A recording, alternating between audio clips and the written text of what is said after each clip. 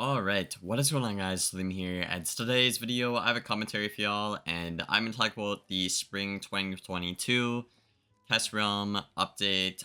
Basically talking about 5th Age. I'm not really going to talk about much of the, like the cantrips and the PvE stuff, because they didn't really get that much as opposed to 5th Age PvP, but we're going to talk about some positives and some negatives, but I think we're going to start off with the negatives for today's video and end on a couple of high notes.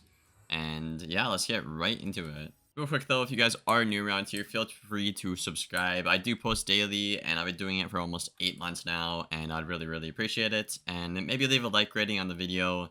It goes a long way with helping the channel, and yeah, I'd really appreciate it. But yeah, let's get to the video. Alright, so the first negative I want to talk about is the Solar Surge ban on Test Realm. Now, a lot of players have this confused, and it's basically a 4th Age feature. Solar Surge was part of 4th Age, and in 5th Age, we'll probably see another sort of PvP enchant come to the game, I would imagine. Whether, it looks the same or it's called something different, I imagine that would be on the way.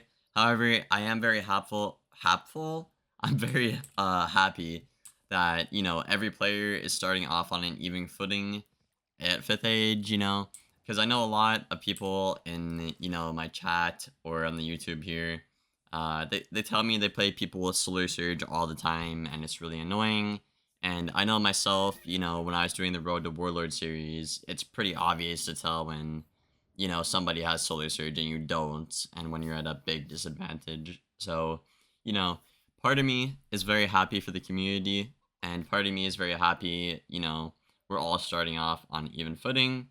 However, I don't like that I just can't do as much damage as I used to, and naturally, that does make healing better, which is a big problem, which we'll get into in a little bit. But I did just kind of want to, clarify what's going on with Surge. It's basically a 4th Age feature. Won't be in 5th Age. There'll be something new, and we're all starting off on an even footing. Because I know there's been a lot of confusion going on in the community about this, so I thought I would just clarify that right away. Next up on my list, I have Steel Ward. Steel Ward is still a problem.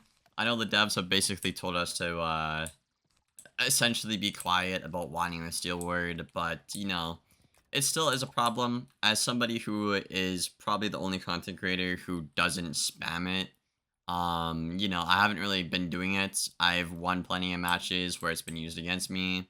However, if I'm playing an equally skilled player in a mirror matchup, for example, and they Steel Word spam, it is physically impossible for me to win. If they Steel Word me even 3 times in a mirror matchup, I essentially passed 6 rounds, right? In a mirror matchup, I'm just gonna lose that, numerically speaking, right? It's absolutely crazy. I think the best thing they could do is just cap the card. Again, I've been saying this for months now. I think, a cap at maybe 3, 4 would be good. I've even started packing it on Test Realm a little bit, and it just comes down to whoever pulls the Steel Word or whoever packs more Steel Words just naturally just wins the Steel Word trade and wins the game, most likely, right? Because it's such a powerful card. And now Rapier wants to be like, oh, Power Shield is the problem. But, if you look at Storm, for example, if you Ellie Shield and you're in a mirror matchup, they Steel Ward the Storm Shield, they Steel Ward a Tower Shield, and I'm not going to pack max set shields for one school, 1 or 2 schools. That just seems mental to me, especially if it can get Reshambled or Jin's defense Steel Warded, right? I'm not down for that, so I really do think they need to stop being very stubborn about that and take another look at the card, because I even know the players that use it know it's stupid and it's toxic and it's dumb, but they feel pressured into using it because it's just blatantly overpowered for no reason. Again, I would just offer a simple cap. I'd probably cap it at 3 or 4. or I would put it to 2 pips, and that's what I would do personally. But yeah, I just thought I would get that out of the way as well because I think I see that being a very big issue in 5th Age and when this hits live realm. But let's get on to the next point. On to the next point, we're going to talk about PvE strategies and healing. This kind of all goes hand in hand with each other with Solar Surge being gone.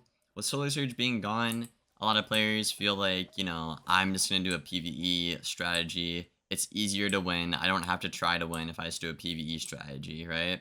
That's basically players, cop out or scapegoat, whatever the terminology is. Because a lot of players in this community, they're just very lazy and they don't want to actually learn how to play better, you know? I'm not going to get too much into that because, people get offended. But yeah, there's going to be a big uprising of PvE strats. And I do think something KingsIsle should look into is banning tri-blades and tri-traps from TC. So what I'm talking about is Elemental Trap and Spirit Blade and stuff like that. These cards in the side. Reason being, you can only carry 6 Shambles in main deck, so they can pack as much as they want, and they can technically always outpace you and outlast you, right? So, I do think a very minor nerf and a very good balancing change would be to ban these or at least cap them, but I think a ban would be better for the health of the game, in my opinion. I think that would be very good because then, you could have 6 Death Blades and 6 Spirit Blades in main deck, but then I only have, 6 Shambles or something. So, with 6 Shambles, I could probably play around that a little bit. But if somebody has 40 blades and I have 6 counters or whatever, it's not gonna work. So, there's gonna be a massive uproar in these PvE strats. I've even seen that on Test Realm as well. So again, my simple solution would be to just ban the try stuff from PvP. Next up, healing. Now, it wasn't really much of a problem on week 1. However, some people have switched back to healing gear, and Satyr is still doing basically the same as my Rasoka on Test Realm, which is absolutely insane, and that should literally never, ever, ever, ever be the case. So, KingsIsle is really gonna have to take a look at it. I know the devs talked about taking out incoming or severely nerfing it. I think that's good. In week 1, I will say healing kind of got butchered. I don't want it to be butchered. I want it to be good. I don't want it to be awful. I don't want it to be overpowered like it is in live realm and in test realm at the moment. I think, a Satyr should be doing maybe 1300. I think that's fair. 13, 1400. With a buff, maybe 18, 1900. I think that's fair. For a 4-pip spammable heal, I think that's more than enough, and I think that is fair. That doesn't even take into account regenerate, right? So, I think devs should really look at that heal stat and, do some testing and figure out what a good ground is. A good ground that I would use is, let's take a 4-pip Dragoon Storm hit, for example, on the amulet here.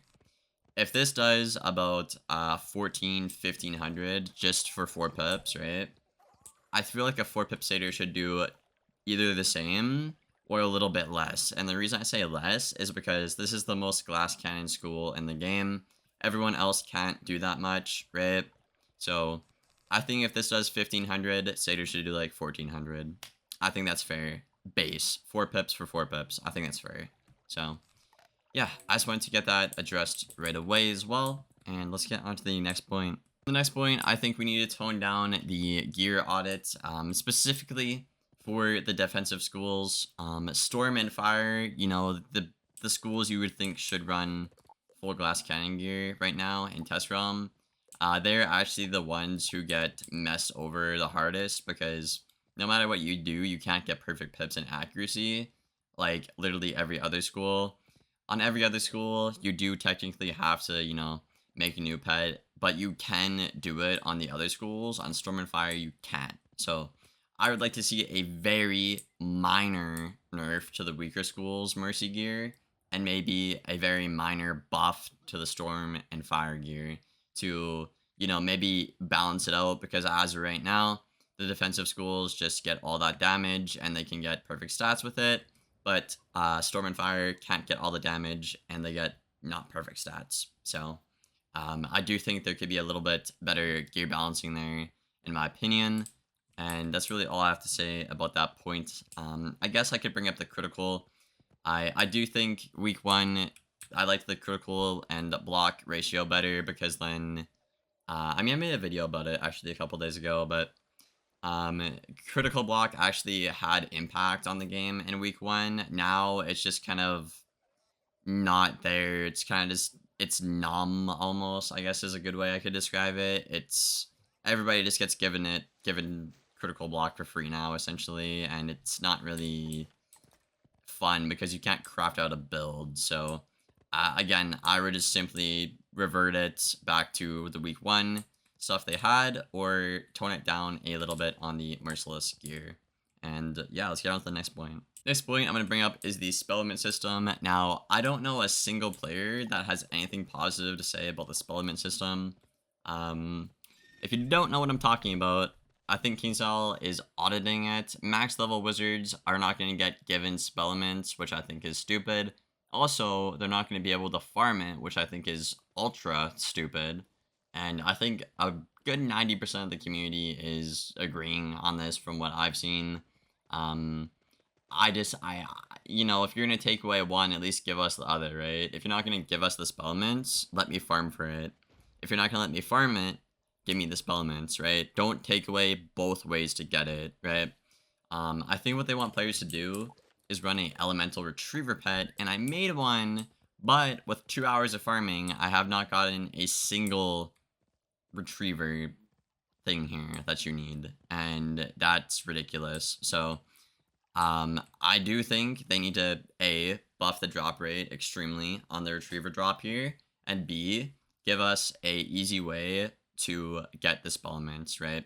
So for example, I think you should leave the farming in for max wizards and just buff the elemental retriever. I think that would just simply be a good way, a good healthy way to do it. But if you guys have any ideas, feel free to let me know in the comments below. Again, I can DM Rapier some ideas. I do it all the time, so just let me know in the comments below. Next up, we only have 2 more points here on the negative list, then we're getting into the positives. I have cheating and wards, I guess. They can go hand in hand. Now, cheating is stream sniping, cheating is Q sniping, cheating is just going immune and being a poor sport. If you guys are not 100% sure about that. So basically, if I'm playing a guy who, you know, is either Q sniping or watching my stream with 102 resist and sets his deck for me in ranked, that should be a bannable offense, right? In any other game, that's a bannable offense. If you're not going to ban the account, you could at least ban them from ranked PvP. You know, let them play in tournaments, I guess. See if they're going to be good boys or whatever in tournaments. I don't freaking know, dude. But yeah, you see so many people get harassed in this community and not banned. Actual players who are being toxic and ruining the game just aren't getting, you know, muted to not PvP. They're not getting banned from ranked queue. However, some people have been, so I do think that is good. However, there still is, you know, a couple people out there who aren't. So I would love to see KingsL do, you know, quicker action on that stuff, really. I don't know, man. It's just, it's crazy because there's some people that have been doing this for almost a year now, I guess, right? Probably about a year. Over 6 months, and there is probably about 50 instances between multiple streamers, tons of odds, tons of evidence, but nothing is happening to them, right? They can still queue up. So I do think they need to look into that, the cheating, and I do think they need to be more responsive with their cheating report system. And the report system is a whole other thing I'm not going to get into. I did make a video talking about it a little bit a couple days ago, the Woo Realm one, if you guys want to check it out on the channel. But yeah, that's really all I have to say about the cheating, and I do think words should be banned from PvP. Now, this is a hot take, but the reason I'm saying this is because KingsL has done a pretty good job at balancing each school And although the school identity isn't completely there for all the schools, right now there's not really one school that's just really overpowered like Death was in the last meta. So I think if you're going to take Ward out, now would be the perfect time to do it. I really don't see any other better time in the future, in my personal opinion. I think now would be a great time to do it. So some of the positives, I mean, first of all, I'm gonna say if you made it this far, I'm thankful, because a lot of people just get like upset right away. In the negative parts, that they get very biased and upset. So I appreciate y'all for sticking around. But first thing I'm happy about is there's now a TC vendor for Supernova. There is a TC vendor for what else is there? There's Supernova. There is, well, there should be Rain Beetle. There should be like Myth Banshee, right?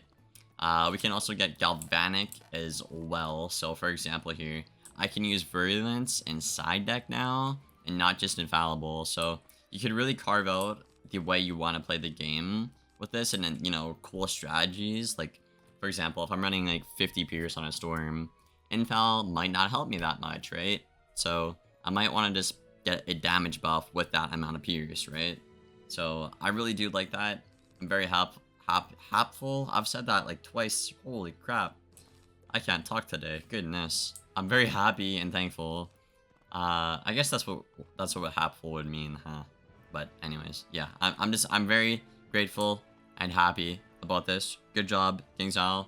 I'm looking forward to more TCs being added to that vendor. Like I said, Rain Beetle, Myth Banshee, all that rare stuff. I am very much so looking forward to it, and I think it is a step in the right direction. Next up, a big pro is that PvP is essentially free to play now. I'm not sure if you have to still be a paying member or not, but Motorist Robe, for example, was pay to win last meta. Now, you just craft it for free in the arena. You just craft the Spooky Robe for free in the arena.